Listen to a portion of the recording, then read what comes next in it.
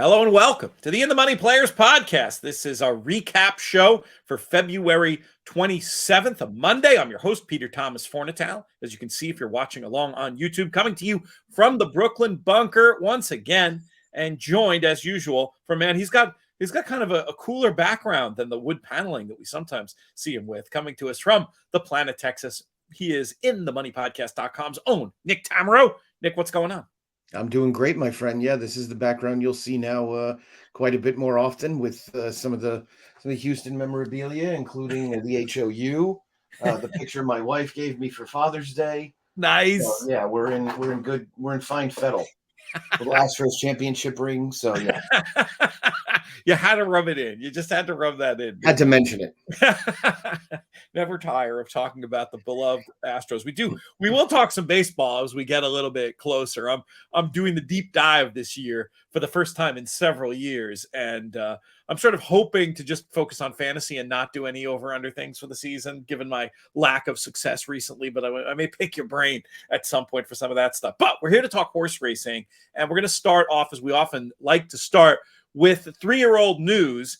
And there's a couple of pieces of it, but the biggest piece of 3-year-old news is the running of the Rebel Stakes at Oaklawn over the weekend, which did not go as we were expecting. It was an unusual racetrack, very sloppy. I wonder how that played into those results. But I have to say I was impressed with the winner confidence game. This was a fast-paced race throughout, but this was not a horse that sucked up. This was a horse that made a move into that fast pace. I was also impressed after the fact, hearing his trainer talk about the fact that he was kind of losing his mind a bit in that indoor paddock with all the crowd around. And, he wouldn't have really given a nickel for the chances and still stuck on and ran a pretty good race. It came back a 94 on Bayer, faster than that on time form. This was a big step up for this horse. And, it's always hard to evaluate that slop number step up this time of year. But certainly a horse deserving of more consideration going forward than we gave him in the past. What did you think of confidence game in the Rebel? Yeah, big props, I think, right off the bat to Keith DeSormo, who, we see these multi-million-dollar yearlings and rich auction purchases left and right. And here's a guy who's now found a way to get a horse to the Kentucky Derby, because this horse is in the Kentucky Derby with, this horse's pedigree is really not bad. It's just that these aren't the blue bloods that you would expect to see winning major races along the trail. So, I will say, and I'll give us a little bit of credit, not that we really went hard on this take, but when we were doing the Kentucky Derby Future Wager first preview, we talked at length about the allowance race he had won at Churchill. And, I felt like that was probably a better race than it was being credited for. And, the 1, 2, 3 finishers were Confidence Game, Rocket Can, and Hit Show. So, that race has proven to be pretty productive, all things considered. And one of the things that I was bringing up and discussing that was that Hit Show had been maybe a little compromised by being a little too far back. And so one of the things that you could kind of take from Confidence Game's last start in the Lecomte was that he was a little too close. And the pace in the Lecomte was very strong. That's what helped set up Instant Coffee. And my concern with him as far as Saturday went was I just don't, and this is actually something that we could kind of put in our handicapper's toolbox and discuss probably on many different platforms. What do you do with a horse that looks like he's a need the lead type, right? What do you do with a horse? Understanding fully that horses that have speed generally are better when they're on the lead, but can you take the gamble that they can be as effective without the lead? And I think this is a great example of that, because you can when they're 18-1. Yes. That's a time when you can do it. You can't do it when they're 5-2 or 3-1. And this is a horse who very clearly showed that he can be effective when he doesn't have the lead. So, big credit to him. And I think seeing guys like Keith DeSormo and James Graham along the trail is always a good thing. You mentioned the pedigree. It's a very cool pedigree. Candy Ride on the top line out of the Bernardini Dam, Ebouissant. So we'll see. Of course, a half to Zenyatta. So, I mean, I'm guessing that this horse did not make a favorable impression in the ring. If he was anything like a Ebouissant, then he walked in slowly. I couldn't resist. It's okay. It's okay. But it's a super distance oriented pedigree on the bottom side.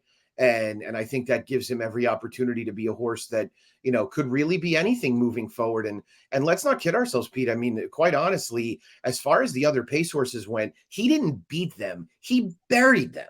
Yes. I mean, they were nowhere near it. So, and these were two highly regarded Brad Cox horses. So these were not bums that we were, were a little bit concerned about, maybe not having that real ability. I think that's very well put, and we'll see what happens going forward. One point on that: need the lead type versus horse that just inherits the lead because they're fast. One thing that I do like to look at in that regard is the pace line, whether it's on Timeform US or any other pace figures you might be using, Briss, etc. When it's a horse that's getting faster through the race, I tend to trust those horses maybe more as ones that will sit and finish, as opposed to the ones that in the Paul Matisse methodology downline, when they're just sort of like gutting a field, going as fast as they can, and then they slow down. They're slowing down like significantly late. I mean, they're typically going to slow down late, but when they're slowing down significantly late, maybe the kinds that I say, oh yeah, they might need to be out there. That's not a foolproof way of evaluating that, but it is another tool in the toolbox. Verifying was a horse I wanted to come back to. Ended up going off the favorite here at 3-2, and checks in fourth in the end, seemingly a casualty of that pace. Let's talk about those two disappointments from the Cox yard, that one and Giant Mischief. Anything you see that made you want to make excuses for either of them? I mean, I feel like just between pace and some trip things and the slop, you certainly wouldn't want to be giving up on them, but we're getting a little late if we're talking about a horse you want to be looking at for the Kentucky Derby. Yeah, I mean, Verifying maybe had a little trip related excuse. He was a little wedged in, and he was stuck inside when the race was all developing on the outside. And he did make a brief run in the stretch to at least get fourth, but you just never saw that real forward move in him that you'd want to see from a horse that A, is going to have to go farther, and B, is probably going to have to do it under similar circumstances. So, unless you're looking to reinvent him as some type of very deep closer, which I don't think Florent Geroux would end up being a particularly good fit for that kind of horse. Florent is much more effective when he's forwardly placed. This kind of probably signaled the end of his cup of coffee as a real Derby trail contender. There's just nothing about his performance that makes me say, oh yeah, I want to bet that horse back. I really think that there was maybe something more there that he could give. Giant Mischief to me just looked distance limited. He looked like a horse that either now what you're doing, you're giving him one more shot more than likely, and what you're probably doing is just yanking him back as far as you can and hoping that things develop in front of you, because that's about all I think that he's capable of. And these were, I mean, look, Brad Cox has gotten a lot of adulation, and duly so over the last few months. These were two very subpar performances. Let's talk about the second place finisher, Red Route 1, who definitely had the run of the race flow, I guess you'd say, in his favor, but makes a kind of a wild move from very far back, taking advantage of a race that was coming apart a bit, but did what needed to be done to take the next step at the very least. Yeah, I feel like if it rains Derby week, you're going to hear about people saying this horse is a great filler for the exotics. His problem as far as the Derby goes is he just drops way too far back. You're dealing with, and everybody is going to be a little seduced by Rich Strike's run last year, and they're going to say, well, a closer won last year. It's like, yeah, but that was a supersonic pace, and he ended up getting one of the greatest rides in the history of racing. I mean, Red Route 1 was in a different county. I believe the race caller of Vic Stauffer at Oaklawn didn't even call him again inside the 3/8 pole because he was so far back. Yeah. And then you could see him kind of start to really make up ground rapidly. The interesting thing about him is that we don't know how he can handle a fast dirt track. We've seen him run on fast dirt, and he's not been good, but he's been good enough in 2 wet track races at Oaklawn. So I would imagine that he'll head to the Arkansas Derby, and I would assume that the Asmussen camp would probably prefer to see a dry track and see how he performs on a dry surface. Get a little bit more information that way. Reincarnate had a lot of questions to answer going in, shipping in, and doing a lot of things for the first time. Ended up running an all right race. I mean, another one that I feel like checked the box enough to continue on the trail. I can't conjure you a lot of reasons based on the form, exactly where the needed improvement is going to come from. But, acquitted himself okay, all things considered, under the circumstances. Yeah, he probably took the worst of it, start to finish. He was a little flat-footed coming out of the gate, and that really cost him early position. Now, on the flip side of it, do you believe that him being as far back as he did, I guess the question becomes, if you give him Giant Mischief's trip, does he finish better than Giant Mischief? Probably not. So it was probably one of those situations where, and I think in trip handicapping, you have to understand this, where it actually helped him to be that far back. He did get in a little traffic and upper stretch. Yeah. I don't think it mattered. I think he was probably running third no matter what. And there was an inquiry to keep him, to see if he could be reversed with Red Route 1. But it was just, the connections are going to say, he wasn't where we wanted him to be, blah, blah, blah. But he was just third best. Yeah, that seems fair. There was trouble at the beginning, but it might have been the kind of thing, in a fast-paced race, as we've said many times, there's worse things than getting left a bit because, just the way the race flows from there. So, I mean, it's the only circumstance where either getting left or getting held up in traffic could actually be helpful. Right. You could take that view, but again, a horse that I think people will be looking at a lot more going forward. Let's talk about the other race from Oaklawn, and then we'll do the general news about the Baffert horses, and then we'll pivot to Saudi from there. But the Honeybee, won by Wet Paint, comes back. Your line about this class of 3-year-old fillies having the case of the slows. This race doesn't do much to disprove it. Nothing dispositive from this data point, with an 83 Beyer speed figure for her. But I mean, at some point here, we're going to have to say, we're going to have to start looking at some of these horses with mid-80s Beyers as legit Oaks contenders if we don't have anything else. What did you think of Wet Paint? She's a filly who's obviously been helped by wet surfaces in her last 2 starts. I don't have any data points on the whole synthetic turf, wet dirt kind of thing. I generally believe, not as a hard and fast rule, but just as my opinion, that turf horses, turfy types, are helped by wet tracks. I just think the looseness of the surface underneath their feet probably is a little bit more desirable. This race sort of epitomized the 2023 Oaks class, which is that at the 8th pole, you're like, good God, these horses aren't hungry. They're starving. I mean, it was just kind of a scrum across the track. And, I don't want to take anything away from the runner up. I thought she actually ran pretty well. All things considered, setting that pace. And how did Timeform US have it? I hadn't looked at the Timeform US figures. Well, last I looked, I didn't have Timeform info yet. Oh no, it's here. Hang on, let me get it. I have the Honeybee as coded even. Okay. Coded even, and it came back also kind of slow. I mean, exactly the same. The raw was 103 for Wet Paint, which is equivalent to that 83 Beyer, and then it was actually downgraded by the algorithm to a 101, more like an 81 speed figure. Yeah, I mean the pace setters were running a 106, so. Or 112 and 106 were the first 2 numbers in the pace line. Okay. And Wet Paint made, I guess the thing that you can say about Wet Paint that is in her favor is that she really made the only off the pace move. Now, she saved a ton of ground and really got an excellent ride from Flavian Pratt. She looks like a horse that has some quality, but until somebody steps up, all of these horses are contenders. Right. And you're just looking at a group that probably is made up of horses that are going to struggle to get 90s speed figures, Beyer speed figures. So, I'd like to see her one more time on a dry surface. I would imagine they'll look at the Ashland.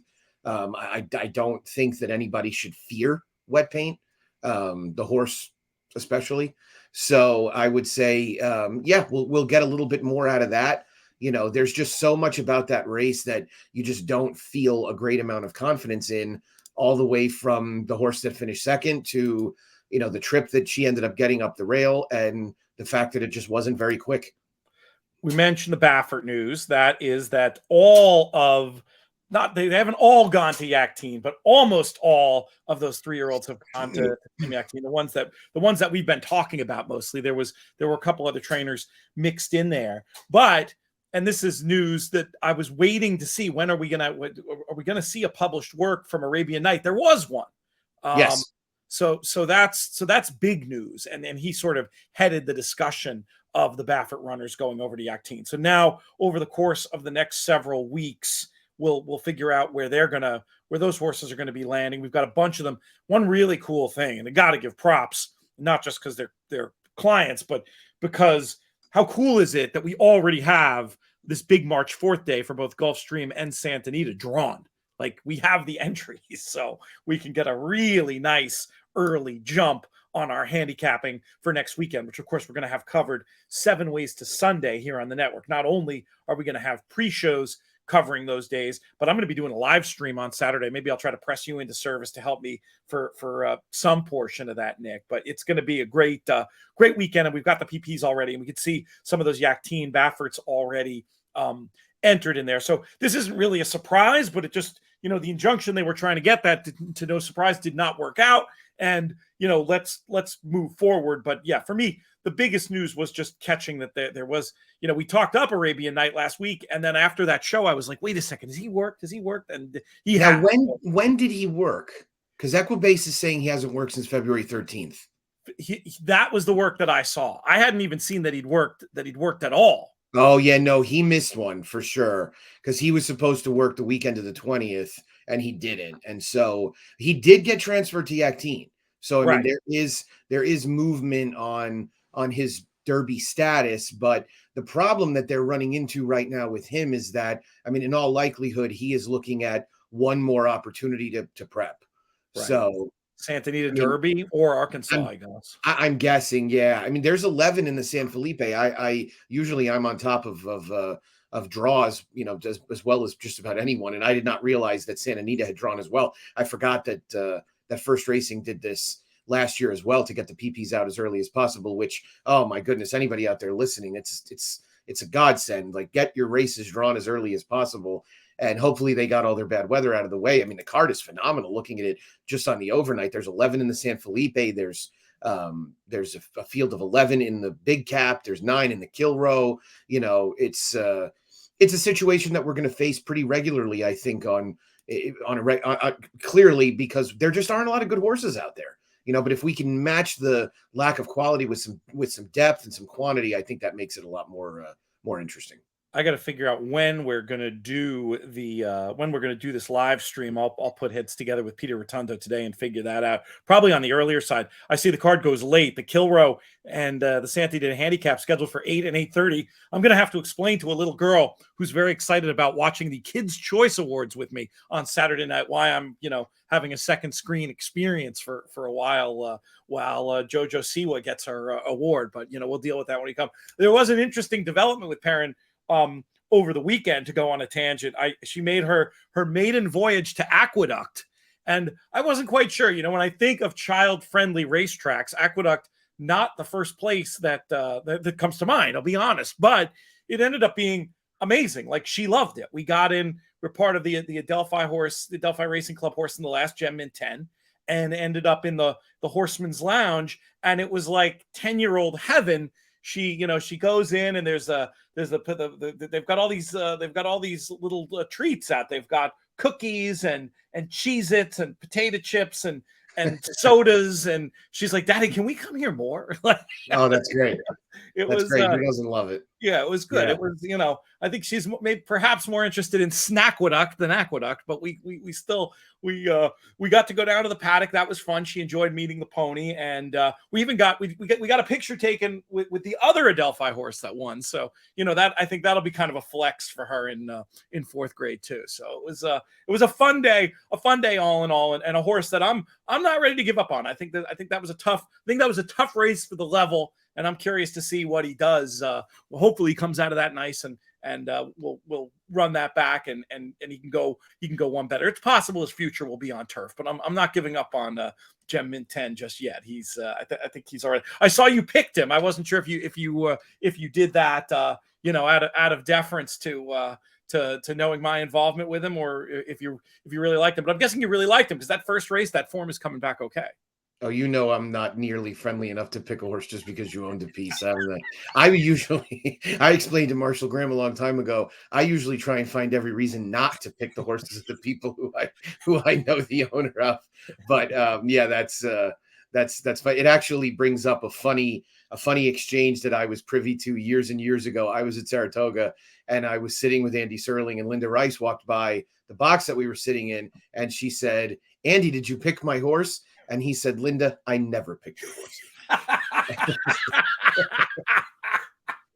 It was very typical of him, and it's like it's true, right?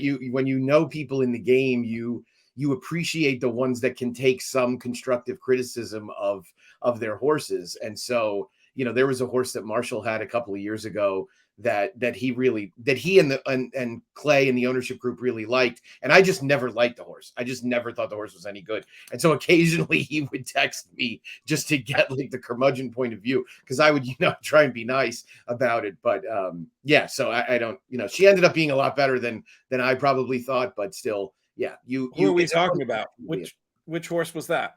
Lady Rocket. I was never. I'd say a lot better. And I will say that I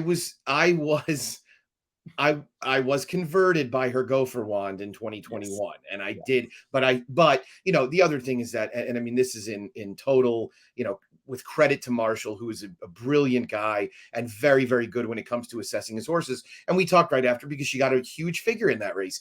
And so we talked, and I said, obviously the circumstances were good, but look, it was still fast.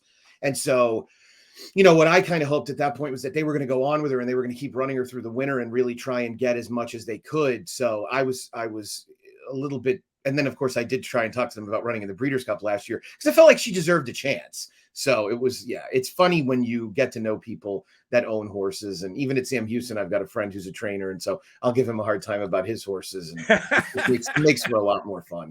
But definitely. I will tell you also on the child front that, yes, it is shorts and t-shirt weather in Texas already. And yesterday, my daughter wore her Belmont Stakes Racing Festival shirt for the first time. She informed my wife that Daddy bought it for her at the horses, because that is how she refers to me being at the racetrack.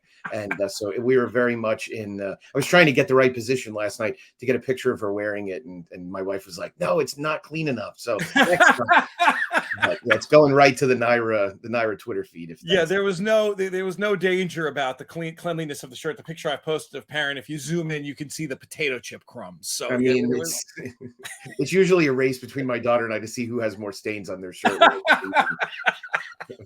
Let's talk about Saudi for a minute, my friend. A very big night for the Japanese, and we're seeing them really tilt their racing year towards this event. I mean, the February Stakes, which we covered, it was a nice race a couple of weeks ago, but you could see a lot of the horses being held out to go for these valuable prizes overseas. And once again, you can see why, because of just some huge efforts. And we'll start by talking about Panthalassa, who was the winner in wire-to-wire fashion of the $20 million Saudi Cup Country Grammar. He's a hard trier under Frankie Dettori, coming late, didn't quite get there. I guess they're hoping for a repeat of the script from last year, where a second in this race led to a win in the big one over in Dubai.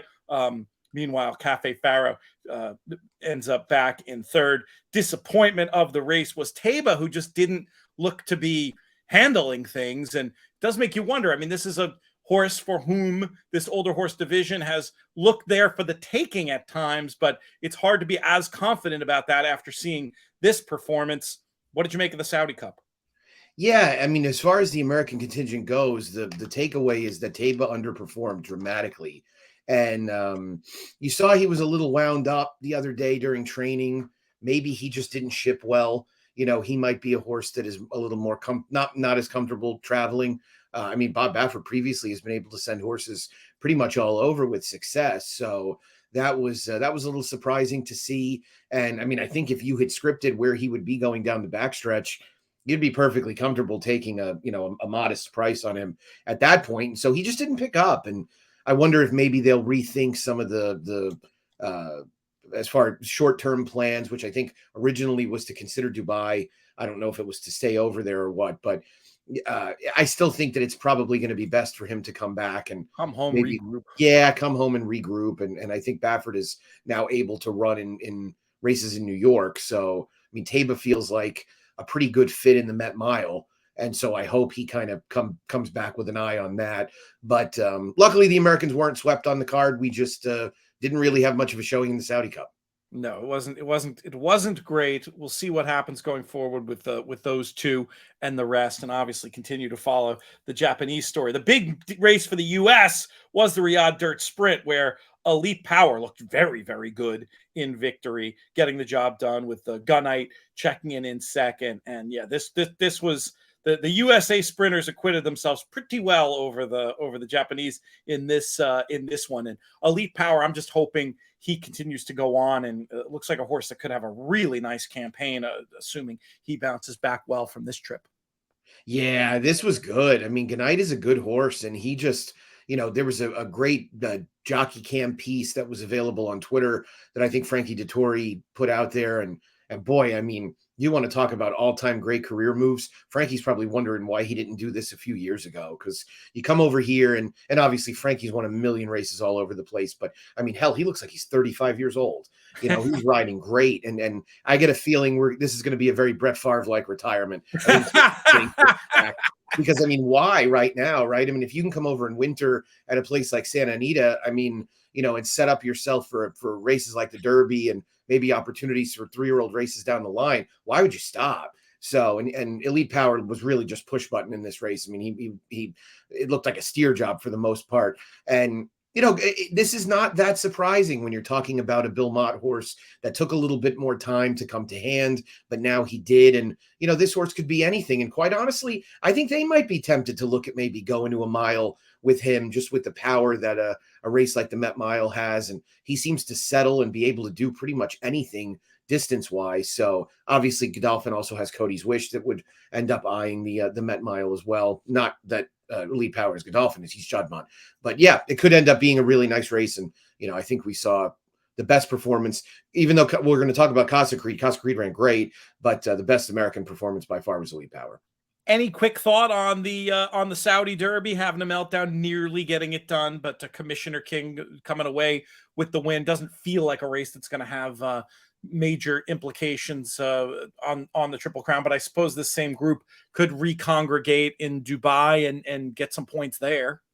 Yeah, I mean, the interesting thing that we've seen in terms of the Saudi Derby versus the UAE Derby is that the configuration is just so drastically different. There really hasn't been a lot of overlap between the results over the years.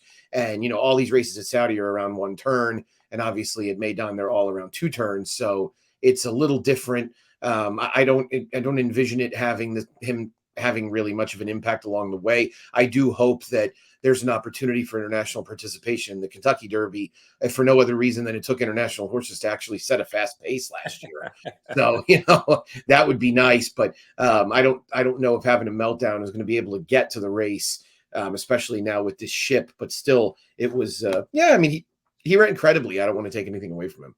Let's go to talk about the turf sprint, the 1351 turf sprint. Baffert Leon gets it for Japan, but Casa Creed doesn't lose much in defeat and looks like another horse that I think will have some big targets, presumably the Jaipur next on the Belmont undercard. I would imagine. I think the Dubai World Cup night race is just 5/8. So I know the Alcaz, they've bounced back and forth distance wise with that, but I think it's 5/8 now. So that's not really Casa Creed's game. I mean, one of the all-time injustices of the world is that Casa Creed has not been able to run in a Belmont Breeders' Cup. It's like, Lee Einseidler, who's everybody's friend, needs to bank on those bonds happening and tell Mott, keep this horse going until he's 11, right? He would be he's obviously such a great fit at 6 furlongs at Belmont. And so, you'd want to see him get an opportunity there. And my understanding also is that the turf sprint this year is 5/8 at Santa Anita. That's tough. If it was down to boy, he'd be tough. But, is that official? That's what Steve Bick told me last year. So I'm putting it right out there. Gotcha. So I don't know if it's official. We'll confirm that. It's always, I love the downhill for that race. I mean, it's so different, but it's so cool. It's the best configuration for a race run in this country in a Breeders' Cup format. To me, the two configurations that I could absolutely just filibuster you on this, but the two configurations that should be run when they're available are the downhill turf and the flat mile. The 1-turn mile is just much more of an interesting situation than a 2-turn mile. So, I mean, hopefully maybe things clear up and they could try the downhill, because boy, Casa Creed would be a great fit.